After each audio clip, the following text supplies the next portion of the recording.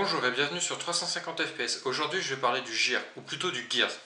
Alors, je tiens quand même à préciser une chose, je n'ai pas la vérité absolue, il se peut que certains de mes propos ne soient pas en indication avec ce que vous pensez, et également je vais rester sommaire dans ce que je vais présenter, car il faut savoir que le GIR c'est énormément d'informations, et je ne peux pas tout vous restituer pour rester compréhensible. Donc je vais commencer par un petit peu me changer, et on se retrouve tout de suite. Alors, une tenue d'airsoft se compose de plusieurs niveaux. Donc, le premier niveau, ça reste quand même votre tenue. Alors, je tiens à préciser que ceci n'est pas une vidéo de loadout, donc je ne vais pas parler des marques que je porte. La base quand même de votre tenue, je pense, ça reste, après vos lunettes d'airsoft, vos chaussures. Alors, pour les chaussures, vous pouvez soit partir sur une paire de chaussures de randonnée, soit une paire de chaussures tactiques. On va trouver différentes informations sur une paire de chaussures, donc la marque, la pointure, et également un chiffre. Ce chiffre est en général 4, 6 ou 8. Le numéro va indiquer en fait la taille de la chaussure par rapport à la cheville. Ceci est une paire de chaussures de type 8 qui monte beaucoup plus haut qu'une paire de chaussures type 4 au niveau de la cheville. Évidemment, vous aurez donc un meilleur maintien pour votre cheville. Ensuite, la tenue. Alors, les différentes armées des différents pays ont une tenue réglementaire qu'on va appeler, par exemple pour la France, la tenue F2. Évidemment, celle-ci va changer. Aux États-Unis, vous avez l'ACU. Je vais rebondir un petit peu sur l'ACU pour faire une correction. Alors, le camouflage ACU, c'est une erreur. Le véritable nom de ce camouflage, c'est l'ARPAT. L'ACU correspond à la tenue réglementaire de l'armée américaine. Bien. Alors, mon pantalon, comme vous pouvez le voir, c'est ce qu'on appelle un combat pente. Pourquoi? Celui-ci intègre directement des genouillères afin de vous protéger les genoux, et l'avantage aussi c'est que vous ne vous retrouverez pas avec vos genouillères sur vos chevilles. Bien évidemment, ça reste un choix. En haut, sur moi, vous allez trouver ce qu'on appelle une lasso shirt. Une lasso shirt, c'est un vêtement tactique qui va permettre d'évacuer la chaleur de l'intérieur vers l'extérieur lorsqu'on porte un gilet pare-balles comme une cuirasse ou une petite carrière. Vous allez également trouver une veste, tout ce qui est plus standard que vous connaissez dans la vie de tous les jours. Et également, vous pouvez trouver des softshells. Les softshells sont des vêtements qui vont vous permettre de vous protéger des éléments comme le froid ou la pluie. Voici une softshell de niveau 4. Alors, à savoir que vous avez différents niveaux. Niveau 4 signifie que ceci est juste un coup vent, coup pluie. Plus vous allez monter, donc du niveau 4 au niveau 8, plus celui-ci va vous protéger du froid. À présent, nous allons véritablement aborder ce qui est les vêtements tactiques à proprement parler.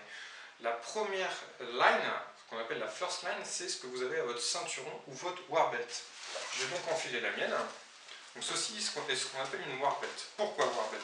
C'est parce que sur l'ensemble de votre ceinture, vous allez trouver ce qu'on appelle des passants molles. J'y reviendrai un petit peu après. Généralement, à la first line, on va trouver le holster et la dump pouch. C'est pas forcément vrai pour tous les cas, puisque vous pouvez également trouver des gens qui vont avoir le holster en drop leg ou sur leur plat de carrière. J'ai pas grand chose à dire sur la first line, c'est simplement une ceinture, donc soit une warbelt, soit un ceinturon sur lequel on va trouver quelques éléments. On va passer à ce qu'on appelle la second line. Alors la second line, généralement c'est ce qu'on appelle le gilet pare-balles ou le gilet tactique.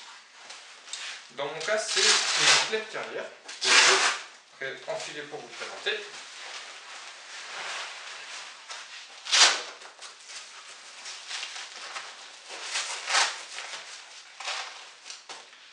Donc voici une pelle carrière sur laquelle vous pouvez mettre différentes poches grâce à un système de fixation molle.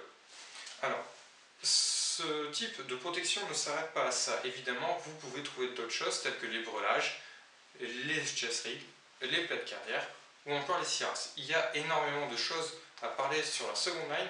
Je ne peux pas tout vous présenter car la vidéo est bien trop courte pour tout présenter. Mais sachez que c'est généralement ce qu'on trouve le plus souvent.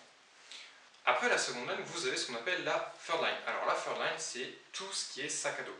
Les sacs à dos, comme vous pouvez vous en douter, vous en avez qui vont venir se fixer sur votre plaie de carrière ou sur votre cuirasse, mais également le sac à dos, comme on le voit dans la vie de tous les jours. Sur les sacs à dos, vous trouverez une information qui est en général 12, 24 ou 72. Ceci correspond à la durée théorique de la mission. Évidemment, un sac de 12 heures est plus petit qu'un sac prévu pour une mission de 72 heures. Par-delà tout cet équipement, vous avez également tout ce qui est accessoires. Alors, accessoires, j'entends bien parler des casques, mais également les gants, ou encore tout ce qui est système de communication pour lesquels je ferai une vidéo plus tard. Alors, je tiens à vous rappeler deux choses. La première chose, c'est que se monter une tenue, c'est se faire plaisir. Si vous faites une tenue de reconstitution, faites-le. Si vous voulez vous faire une tenue plaisir, faites-la. Également, pour jouer à l'airsoft, les deux choses essentielles, ça reste une bonne paire de lunettes et une bonne paire de chaussures qui doivent vous maintenir les chevilles. La prochaine vidéo, comme j'ai dit, va commencer à aborder toute une série de conseils. Ces conseils vont aussi bien aborder le terme du gears que l'utilisation de votre réplique. Mais ça, je vais en parler dans la prochaine vidéo. Sur ce, visez juste et à la prochaine!